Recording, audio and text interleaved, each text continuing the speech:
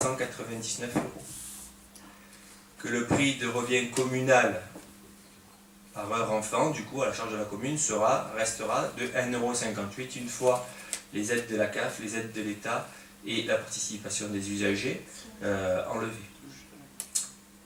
Dans les autres services périscolaires, comme la restauration et la garderie, ou même sur la LSH, en général, on arrive à faire un tiers participation commune, un tiers famille, un tiers CAF. Là, pour les nappes, on est à une participation communale qui est beaucoup plus importante puisqu'on est à près de 42% de participation pour la commune. On va arriver à 25% pour les usagers, on va arriver à un peu moins de 20% l'État et 13,2% la CAF.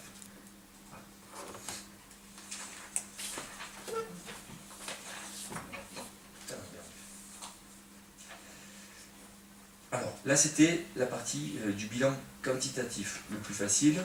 Le bilan qualitatif, lui, le curseur, les critères sont un petit peu plus délicats, notamment parce qu'on n'a eu que quelques mois, parce qu'il y a toujours une part d'humain et que ça met un petit peu plus de temps à évaluer. Donc, pour faire le bilan qualitatif, on essaye de se baser sur les interactions avec les équipes enseignantes et les projets d'école, les interactions avec les associations FUVELEN, le respect par rapport au projet initial, la qualité d'accueil et de prise en charge, le management, les projets d'action événementielle et les projets d'action jeunes citoyens. Donc je ne vais peut-être pas rentrer dans les détails pour tous ces points-là, juste pour vous dire que les interactions avec les équipes enseignantes, elles n'ont jamais été aussi développées. Jusqu'à présent, il faut savoir que tout ce qui était périscolaire, c'était en dehors du temps scolaire, qu'on utilisait des locaux qui appartiennent à la mairie, certes, mais c'était très difficile d'établir des vraies relations sur le lieu classe avec les enseignants. Là, avec les nappes, on les utilise et ça se passe très bien. Tous les locaux sont partagés. Un travail a été fait en amont entre les enseignants, les animateurs, etc. Mais la mutualisation se passe bien pour cette première année d'expérimentation. Il faut dire aussi que l'organisation en après-midi facilite cette interaction, puisque ça n'aurait peut-être pas été la même chose en finissant à 15h45 et s'il avait fallu sortir les enseignants tous les soirs de leur classe pour y mettre des enfants et des animateurs. Le contexte a favorisé les choses. Les interactions avec les associations FUVELEN, là, les associations FUVELEN ont été impliquées dans la conception du projet dès le départ par la commission rythme scolaire. À ce jour, 2 associations FUVELEN interviennent directement dans le cadre des nappes. On a fait un appel à beaucoup plus d'associations. Ce sont 2 associations qui ont eu les moyens humains pour y mettre du personnel, mais qui ont voulu s'investir dans ce projet. Il y en a 2. On a 2 prestataires extérieurs qui ne sont pas associatifs, mais qui sont de FUVO. Et le tennis club, lui, qui participe à sa manière, puisqu'il a mis des créneaux au sein de son club, des créneaux sur ce temps du mardi et du jeudi, pour accueillir des enfants qui sont là en tant que club sur leur site. Et donc, ça évite aux familles d'aller au moins les amener, puisqu'ils ne vont plus que les récupérer au cours, comme ils le faisaient avant sur un créneau club normal. Le respect du projet initial, ça, on essaie d'y veiller tous les jours, avec offrir un service d'accueil de qualité, en favorisant l'organisation en petits groupes, ça je vous l'ai dit, à l'abri du bruit, de la surexcitation, mais sans pour autant être dans l'activité dirigée thématique. On essaie de mettre en œuvre les moyens humains et matériels pour permettre à l'enfant d'avoir un moment de détente et de plaisir. On n'a pas encore fait passer le questionnaire enfant pour finaliser notre bilan, puisque je vous l'ai dit, c'est un bilan étape. Mais on aura aussi un questionnaire enfant pour savoir ce que pensent les enfants. Après, à titre personnel, moi, mes enfants sont ravis quand je leur dis demain il y en a. Voilà. Donc, c'est un retour parmi tant d'autres. Il y en a peut-être pour qui ça se passe un peu moins bien. Mais... l'organisation en demi-journée suite à la pause méridienne permet aussi un confort dans la prise en charge de l'enfant, puisqu'on a ce lien-là, cette transition qui se fait en douceur et un confort de travail pour les animateurs. La qualité d'accueil, c'est toujours une priorité pour l'organisateur et on a une vigilance particulière au respect du rythme du jeune enfant, surtout pour les maternelles qui ont moins de 6 ans. On essaye de tenir compte de leurs spécificités, d'où l'importance que nous accordons à garder une organisation identique à celle de l'école durant le périscolaire, avec les horaires, le sommeil, le personnel, les rituels, tout ça, on y veille, on est vigilant. Concernant le management, je vous l'ai dit, il y a 46 agents à gérer, c'est pas évident. On se retrouve confronté à un phénomène d'absentéisme qui n'était pas forcément prévu, quand on prévoit un dispositif sur le papier, puis des fois il nous manque peut-être quelques éléments, on ne pense pas à tout, et l'absentéisme se retrouve en proportion, surtout dans la période hivernale, où, comme on est en contact avec des enfants, on attrape aussi plus vite les microbes, et bien, on y a été confronté un peu plus que prévu. Mais comme nos taux d'encadrement étaient basés sur un pourcentage de fréquentation plus haut, on a réussi à faire quand même de la qualité, on n'est pas passé dans du gardiennage. Certains peuvent le craindre. L'organisation en demi-journée a permis d'augmenter le temps de travail des animateurs municipaux. Ça aussi, c'est pour certains, c'est passé à un emploi du temps, à un contrat de travail un peu moins précaire, puisqu'il y en a qui sont passés en moyenne de 24 heures à 30 heures hebdomadaires, on se rapproche du temps complet. De faire des propositions d'horaires intéressantes pour les intervenants extérieurs, les faire venir pour 3 heures, ben oui, ils ont un déplacement, mais ils viennent pour 3 heures. Alors que pour la première mouture, il faut un déplacement, mais ils viennent pour 3 quarts d'heure ou 1 heure. C'est voilà. L'équipe de direction, de la LAE travaille avec les animateurs afin de donner du sens à ce qui est fait. Ils ont un rôle à jouer dans l'apprentissage de la vie sociale et participent à l'épanouissement des enfants. Les projets d'action événementielle, alors ça c'était une des possibilités évoquées lors du choix de la mouture en après-midi. Alors, il a fallu mettre en place. Là, on arrive à la période où on réfléchit, on espère pouvoir mettre de l'événementiel, c'est-à-dire des actions qui occuperaient une après-midi, qui seraient dénuées de toute thématique actuelle, et comme un projet culturel, un spectacle, une rencontre sportive, enfin voilà. Donc ça, c'est en cours. C'est forcément, c'est dans notre tête, c'est pas encore sur le papier, c'est pas encore réalisé, mais il a fallu mettre en route tout ça. Et un projet d'action jeune citoyen, alors celui-là, il est un peu plus proche d'aboutir.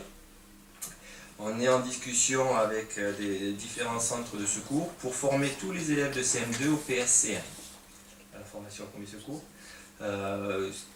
Nous, dans l'idée, ça serait de pouvoir faire que les CM2, de manière pérenne, ça soit un petit passage, un petit rituel, un petit passage obligé.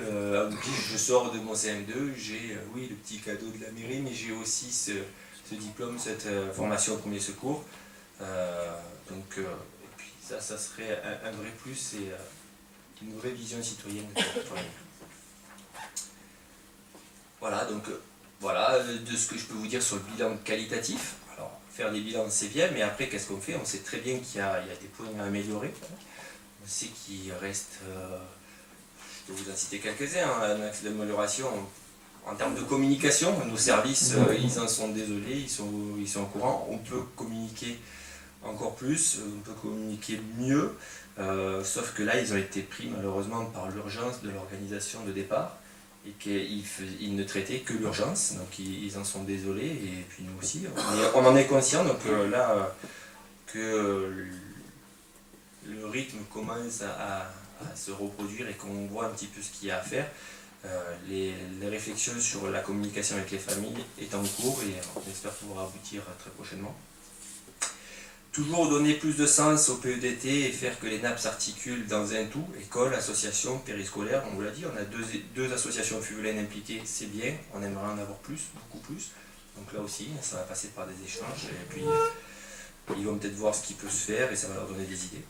Le travail en partenariat avec les équipes enseignantes, elles, ça se passe bien, mais il y a assez peu de partenariats. Là seulement, les enseignants commencent à peine à voir un petit peu les possibilités, le potentiel qu'ils peuvent utiliser auprès des nappes, c'est-à-dire on commence à parler un petit peu des rencontres, des spectacles de fin d'année. Donc on leur rappelle, n'hésitez pas à utiliser les nappes, ça peut servir à ça. Vous pouvez créer avec eux ou à travers eux des décorations, des costumes, des choses comme ça. Au contraire, ça va donner du sens et puis même si c'est pas la classe qui fait le spectacle qui participe à la décoration, vous ferez un tout dans l'école. Donc là ça se développe, ça commence, ça prend forme doucement. Alors après, bon, il y a des axes aussi, on aimerait que nos coordinateurs et nos animateurs puissent avoir un peu plus de temps d'échange pour affiner un peu les projets pédagogiques, même si pour l'instant tout se passe bien, mais on ne veut pas être pris par la spirale du je ne gère que le quotidien et que l'urgence et puis oublier de continuer à construire et d'avancer. Et puis cette gestion de l'absentéisme des animateurs et des remplacements, voilà, il faut qu'on réfléchisse, qu'on s'organise et qu'on trouve une solution. Voilà, bon, on est en cours. Voilà ce que je peux dire du bilan. Si vous avez des questions. Un grand merci à Johan si vous avez des questions. C'est pas moi qui fais le travail, c'est pas moi qui fais. C'est les services. Moi, je voudrais juste dire que ça aurait été peut-être plus clair si on avait eu la présentation projetée. Ça permet aux gens qui ne l'ont pas lu de comprendre un peu plus et de suivre plus facilement les choses. Et ensuite, j'avais des questions.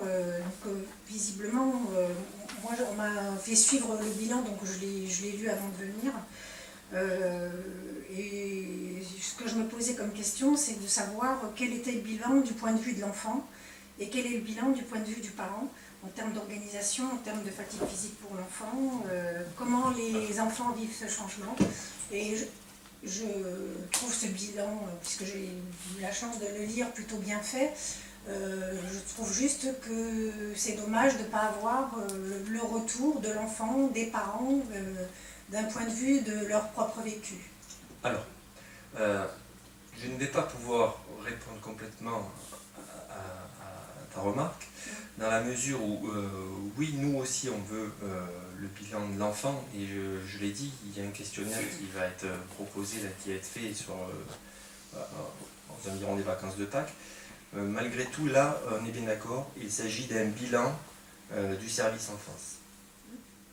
D'accord ?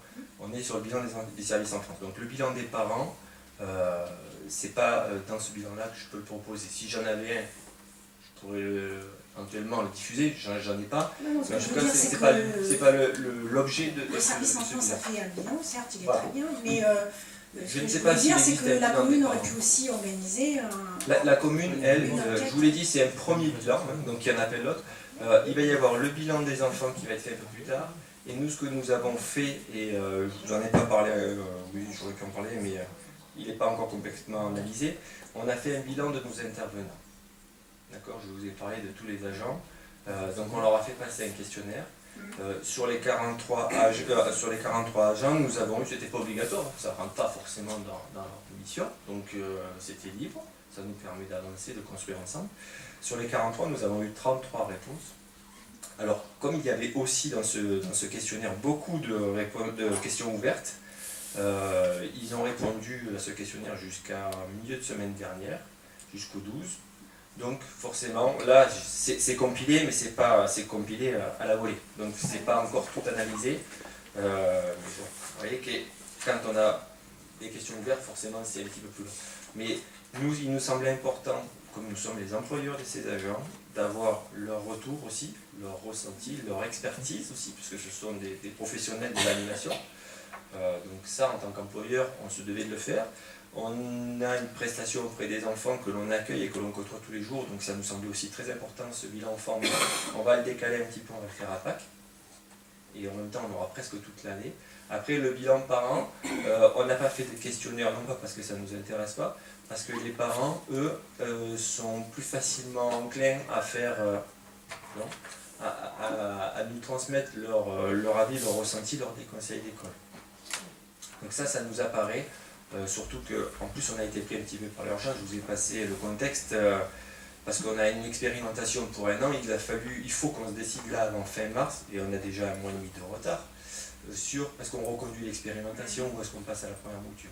Donc voilà, il a fallu traiter aussi l'urgence des calendriers qui n'étaient pas prévus, et les parents, donc on a leur avis, mais encore une fois il faut être bien clair, leur avis ne doit être que sur ce qui est proposé pendant les NAP, c'est ce qui nous intéresse à nous mairie, c'est pas de remettre en cause la réforme en tant que telle. Et bien, non mais voilà, et bien souvent malheureusement lorsque je discute avec des parents d'élèves, que ce soit au portail ou dans des réunions, ça déborde un petit peu dans un cadre qui ne nous appartient plus et qu'on ne souhaite pas évaluer. C'est le refus du mercredi. Oui, la remise en cause de la réforme en tant que telle, mais là, pour le coup, on n'y peut rien et c'est pas là-dessus qu'on peut se prononcer. Après, si on me dit que les activités ne sont pas bien, qu'elles ne sont pas adaptées, etc., là oui, je peux me prendre. Juste sur la remise en cause de la réforme, sans la remettre en cause, en fait, cet assouplissement apporté par la circulaire Hamon ne peut s'appliquer que pendant 3 ans.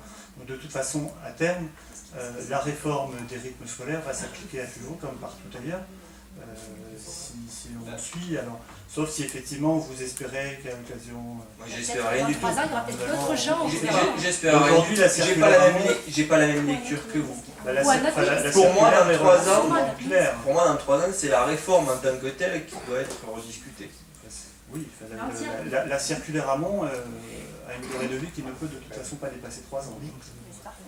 Moi, juste Attends, un élément année d'élection. un élément de forme. Je pense que sur un sujet comme celui-ci, la question d'évaluation, c'est une question vraiment importante.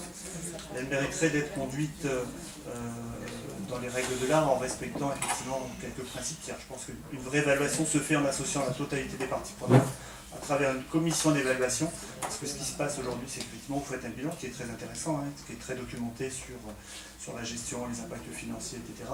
Les parents d'élèves font leur propre évaluation, l'éducation nationale va faire sa propre évaluation. On a l'impression au final, on va avoir une dizaine d'évaluations peut-être, et à aucun moment on en met autour d'une table ou d'un comité d'évaluation, tel qu'on pourrait l'appeler, toutes les parties prenantes pour avoir un avis partagé et commun. Du coup, on a des discussions qui continuent, des avis qui sont différents d'un conseil d'école à l'autre, etc. Enfin, c'est juste un point méthodologique, parce que c'est un sujet qui questionne beaucoup les parents, qui remet en cause les rythmes, qui interroge sur le rythme de vie de nos enfants, donc sur leur capacité d'apprentissage à l'école. Donc c'est un sujet particulièrement important. Je mesure effectivement l'investissement qui a été mis en œuvre ici dans cette ville. Enfin, ce serait vraiment mentir ou être malhonnête que de considérer qu'il n'y a pas eu un réel investissement pour que les activités périscolaires soient de qualité. On peut tous reconnaître dans la qualité de ce qui est mis en œuvre. C'est ce choix initial sur le rythme qui mériterait qu'effectivement on fasse une réévaluation pour au final savoir si les capacités d'apprentissage des enfants, est-ce que nos enfants en fin de semaine sont plus fatigués ou moins fatigués qu'avant, et est-ce qu'ils sont plus en capacité d'intégrer tout ce que tous les programmes scolaires que les enseignants sont en charge de leur activité pendant leur temps scolaire. Bon. Donc, c'est bon. Voilà. Il s'agissait simplement d'une information, chacun a pu s'exprimer. Je pense qu'une évaluation plus complète sera faite en fin d'année scolaire. J'ai une petite question concernant la prochaine année scolaire. Donc, on reste sur ce rythme du mardi après-midi et du jeudi après-midi. Est-ce que vous envisagez modifier le périmètre des écoles concernées le mardi et celles concernées le jeudi, ou est-ce que vous restez sur un statu quo? À l'heure actuelle, nous ne savons pas Voilà. s'il y aura reconduction ou pas de cette mouture. Tout simplement parce que pour qu'il y ait reconduction, et c'est ce que la mairie préconise, une reconduction, vous le voyez au travers du bilan que je vous ai présenté, mais pour qu'il y ait une reconduction, il faudrait qu'il y ait la majorité des conseils d'école qui se prononcent pour cette reconduction. Donc sur 6 écoles, il faut 3 conseils d'école. Actuellement, seulement 4 conseils d'école se sont déroulés, il en reste 2 qui auront lieu jeudi et vendredi, là qui arrivent cette semaine. Sur les 4 conseils d'école qui ont lieu, 2 se sont prononcés pour la reconduction. Une école s'est abstenue. Et dans une autre école, nous avons égalité de voix. 4 voix pour, 4 voix contre. D'accord? Donc mathématiquement, la reconduction n'est pas encore actée.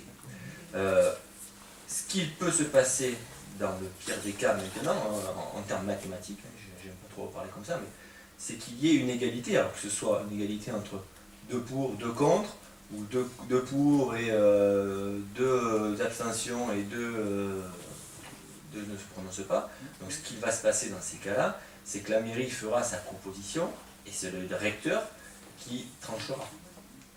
Autant s'il y a une majorité, le recteur, je ne pense pas qu'il passe trop de temps sur chaque dossier de chaque commune, si ça se passe bien, si tout le monde est d'accord. Autant s'il n'y a pas de majorité, le recteur aura la décision finale. Voilà. Je ne peux pas présager à l'avance de ce qui va se passer.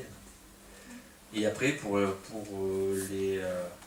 vous m'avez parlé des groupes des écoles. Les groupes écoles, eux, comme ils sont constitués, 3 écoles, les 2 groupes de 3 écoles ne bougeront pas. Pourquoi ils ne bougeront pas? C'est assez simple. Dans chaque groupe de 3 écoles, il y a un groupe scolaire, c'est-à-dire une école maternelle qui va avec son école élémentaire. Vous imaginez que pour les enfants qui ont des fratries, on ne pourrait pas se permettre de dissocier ces deux écoles. Donc ça c'est logique. Après il reste 2 écoles à dispatcher. Il se trouve que ce sont 2 groupes, 2 écoles primaires, de la maternelle au CM2. Donc une dans chacun des 2 groupes. Et nous avons constitué les groupes pour essayer d'avoir un équilibre entre les effectifs. Qu'on n'ait pas un groupe avec 450 enfants et l'autre avec 250. Donc c'est comme ça que la Roque Martine se retrouve dans le groupe de Arthur Rimbaud et 14 juillet, et que la Barque se retrouve dans le groupe mater et élémentaire Rouvière. Voilà. Ça s'est fait avec ces critères-là, cette logique-là. Après, il y a peut-être d'autres logiques, mais ça a été la nôtre. C'est bon. Bon, nous reviendrons sûrement sur cette question. Voilà. Il y aura sûrement des occasions de Je revenir voulais là-dessus. juste parler d'une dernière chose. Ça concernait la fréquentation, le taux de fréquentation. A priori, donc, il y aurait 65% des enfants qui fréquentent, voilà, et donc 35% qui ne fréquentent pas l'étape. Et donc, d'abord, je suis étonnée de ce pourcentage, parce que je pensais qu'effectivement, il y en aurait plus. Et puis, on est quand même en droit de se demander ce que font ces enfants, ces 35%. Et on peut pas. Enfin, tu disais tout à l'heure que peut-être certains se reposent, mais c'est. Peut-être. Ce ne sont que des suppositions. Voilà, on est en droit de se demander, mais je ne peux pas imposer aux familles de me répondre. Je suis d'accord, mais voilà. Donc après, ça reste du domaine privé. Nous, on essaie de proposer un service public de qualité. Alors, soit ça ne les intéresse pas, soit ils ont trouvé notre mode de garde, soit c'est une question financière. Ça peut être plein de raisons. Hein. On peut faire 36 000 suppositions. Je n'ai aucune réponse et je ne peux pas les forcer à me donner des réponses à ce niveau-là. Ah non, mais encore faut-il demander. Et ce n'est pas à moi, commune, de demander pourquoi ils ne participent pas à une action publique. C'est leur choix, c'est pas obligatoire. Donc, après, si les parents d'élèves veulent s'emparer de la question et leur poser directement la question de privé à privé, ça ne me gêne absolument pas. Mais c'est pas mon rôle d'être intrusif à ce niveau-là. C'est pas de l'intrusion que de poser une question. On peut juste le regretter parce qu'effectivement vous disiez que certains de ces enfants avaient peut-être accès à des activités par ailleurs, peut-être, et d'autres peut-être pas. Et pour certains, effectivement, le fait de participer à ces activités périscolaires, c'est une belle opportunité que d'avoir accès à une ouverture à des activités culturelles, à des pratiques artistiques. Oui, mais alors là, je vous renvoie à l'autre partie du bilan qui parlait du tarif moyen. Et je me dis que pour les élèves, les enfants issus de familles les plus en difficulté, qui pour le coup n'ont pas forcément l'occasion d'avoir un accès à des activités culturelles variées, sportives, ce que vous voulez, là pour le coup, on est à un tarif qui est très raisonnable. 84 centimes pour les familles au plancher, pour 3 heures, et je sais pas. Essayez de voir ce qui coûte 84 centimes, une baguette de pain. Voilà. Non mais, donc je me dis que pour ces familles-là, les familles les plus en difficulté, la possibilité est liée. D'accord. Après, il y en a qui, je le sais, il y en a qui par principe sont contre la réforme mais ne les mettent pas au NAP. Il y en a qui par principe, parce que c'est payant, ne les mettent pas au NAP. Mais c'est pas souvent, quand je discute avec les gens qui m'en ont parlé, c'est pas forcément ceux qui sont au plancher qui ont le plus de difficultés. C'est des gens qui ont une idéologie, un principe de vie, et on ne peut que le respecter, et il n'y a pas de souci. Voilà. Ça, je peux l'entendre complètement, mais en tout cas, moi, je me réjouis de voir que les familles qui ont des difficultés peuvent accéder. C'est bien, nous avons dit l'essentiel, donc nous pouvons commencer le conseil, parce que nous n'avons pas encore commencé. Il s'agissant d'une information, par ailleurs très intéressante. Donc, voilà. Finance, collège Fondorumi, subvention exceptionnelle, foyer socio-éducatif, soutien au voyage scolaire. Béatrice Monfiot. Collège Fondorumi, donc la subvention exceptionnelle au foyer socio-éducatif pour le soutien au voyage scolaire. La commune est de plus en plus sollicitée pour participer au financement de voyages et sorties organisées par le collège Fondorumi. Les dépenses de construction, d'entretien et de fonctionnement des collèges sont exclusivement de la compétence du conseil départemental. La commune, elle, est uniquement compétente pour la construction, l'entretien et le fonctionnement des écoles maternelles et élémentaires. Elle finance à ce titre les sorties et voyages des élèves de la petite section de maternelle au CM2. Elle accorde aussi des financements aux coopératives scolaires. Aussi, afin d'éviter de se positionner sans véritablement être en mesure d'évaluer le contenu pédagogique et l'intérêt de ces voyages sur la base d'un simple courrier, il est proposé à l'Assemblée délibérante d'octroyer une subvention exceptionnelle annuelle aux foyers socio-éducatifs du Collège Fondorumi d'un montant de 500 €. La répartition de cette somme étant laissée au libre choix de Monsieur le Principal. Donc il est proposé à l'Assemblée délibérante d'adopter le versement d'une subvention annuelle exceptionnelle de 500 € aux foyers socio-éducatifs pour les aider à financer ces projets et d'autoriser la Madame à signer tout document nécessaire. Y a-t-il des questions à Béatrice? Oui, moi je voudrais savoir combien de voyages ça concerne et combien d'élèves. C'est une subvention en fait qui est versée, c'est global, c'est forfaitaire. On fait une subvention exceptionnelle pour justement éviter... C'est pas la première subvention versée, si c'est la première en subvention. 2015, oui. En 2015, oui, mais précédemment, il y en a eu. Précédemment, on donnait 10 € par élève. D'accord, donc là, ça représente un prêt. Ne sachant pas combien il y a de... Il n'y a pas 500 Pardon. La question, c'est Oui, ça. mais pour les... Non, 10 € par élève et par voyage. Ne sachant pas combien il va y avoir de voyages cette année. Vous participez aussi quand même, où ils exposent les projets de voyage. Il y a des représentants de la mairie aussi. Oui. Mais donc vous savez parce que vous savez exactement le nombre de voyages? Oui. Bah, Moi, je ne sais pas exactement.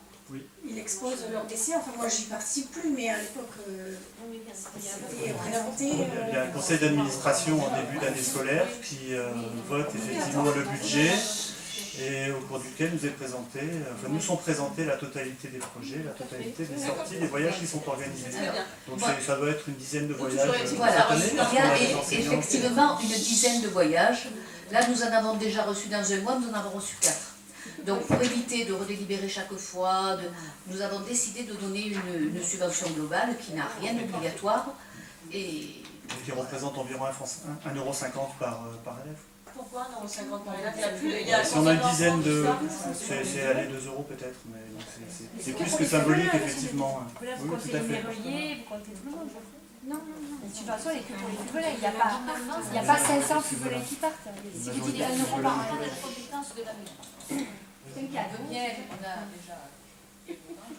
Oui, monsieur Neville, vous savez que c'est la compétence du département que de gérer les collèges, jusqu'à preuve du contraire. Oui, je le Donc sais. normalement, c'est effectivement à lui d'assurer la totalité des dépenses concernant ce type de voyage quand il y a subvention à donner.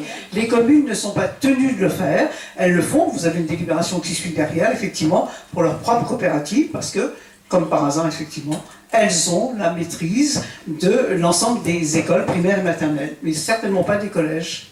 Là, on le fait à titre exceptionnel, parce qu'on n'est pas forcé de le faire. Puis bon, 500 € effectivement pour tous les voyages, un petit peu partout, en Andalousie, j'ai entendu parler. Si je peux, comme ça va. C'est vrai que ça fait des résonances, on l'entend moins ici. Donc voilà pourquoi effectivement la commune a décidé de faire une subvention forfaitisée, donc c'est déjà bien, pour l'ensemble des voyages de l'année 2015 pour les élèves du collège. Et je rappelle, ce n'est pas une compétence de la commune. Non, c'est une subvention qui permet effectivement à des familles en difficulté de payer un petit peu moins. je voudrais quand même vous dire que chaque année au CCAS, on aide des familles qui sont dans ce cas. Donc, et ça, c'est voilà, c'est vraiment, j'ai horreur qu'on entende dire ce genre de choses. Chaque fois qu'une famille l'a demandé, nous l'avons aidé. Je voudrais juste rappeler que la commune, elle, pratique le quotient familial. On s'interroge pourquoi le conseil général, qui a en plus l'action sociale dans ses compétences, ne le fait pas. Et lui, il fait des demandes et des coûts forfaitaires aux familles, quel que soit le revenu des familles. Pas logique. Il y a aussi un fonds social au collège qui peut permettre d'aider les premières difficultés, mais qui apporte ce qu'il peut apporter.